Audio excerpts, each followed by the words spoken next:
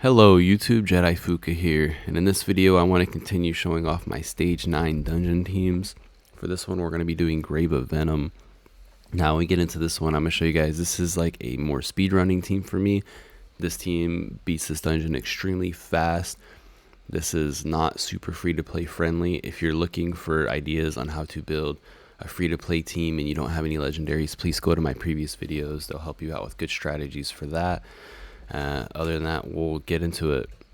For the more free-to-play teams, the goal in those videos, as you'll see, is to have one tank tanking the boss that can just take a ton of damage, one DPS unit, and everyone else healing that tank.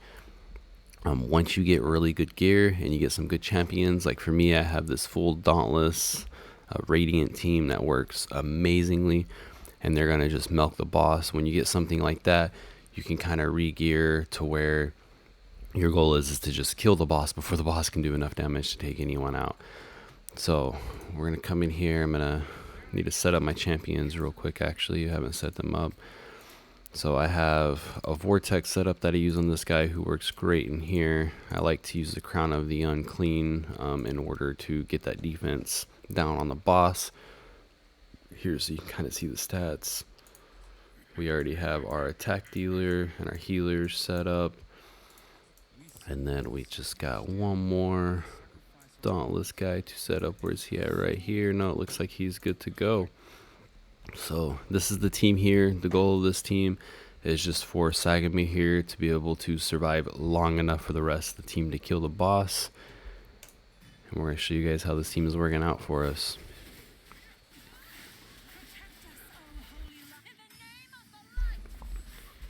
So Jillian here cleanses the defense down, heals, gives us the defense up.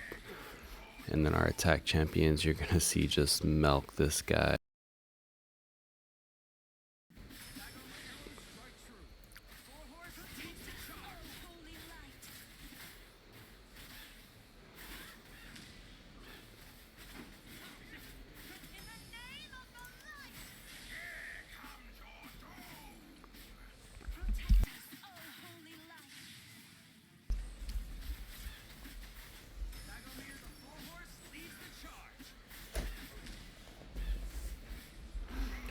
Alright guys, and there you have it. That's my speed run for this dungeon.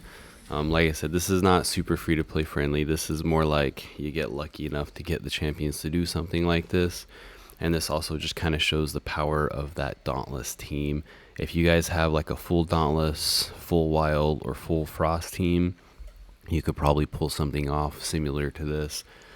So the goal of this team, the way this team is working and the way they synergize, is that Sagamir is of course tanking the boss, and then we're using him to get that decreased defense to help us speed it up.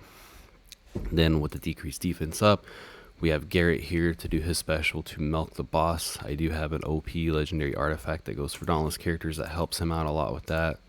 And then we have Tharvel here.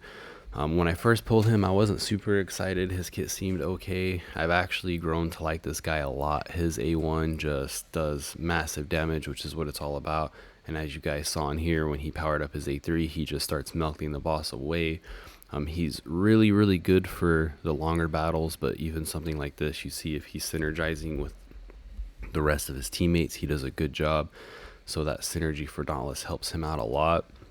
If you guys do decide to build a Dauntless team, do not overlook this epic. He enables Dauntless teams to do so much damage. So his A3 here is he gives this Blessings of Thunder to the team. With Blessings of Thunder, they get this 30% chance to summon lightning strikes. And if they are Dauntless, they have double the chance. So you'll see that Dauntless heroes have double the chance of triggering this effect. So they're up to 60%. So if you're running a Dauntless team, you want to run this guy on the Dauntless. So that'll way all of your Dauntless characters, which in this case will be 3 of them, are getting a 60% chance of that extra derivative damage, which is all my DPS units, and that's pretty much why we're running it so fast. Another way to speed this team up is to not forget about food here. And then for my aura, I'm using this crit damage aura that Garrett offers. The only way I can make this better is if I, hopefully from farming this dungeon, I can get the gear to get his crit rate up to 100%, which is what we're working on right now.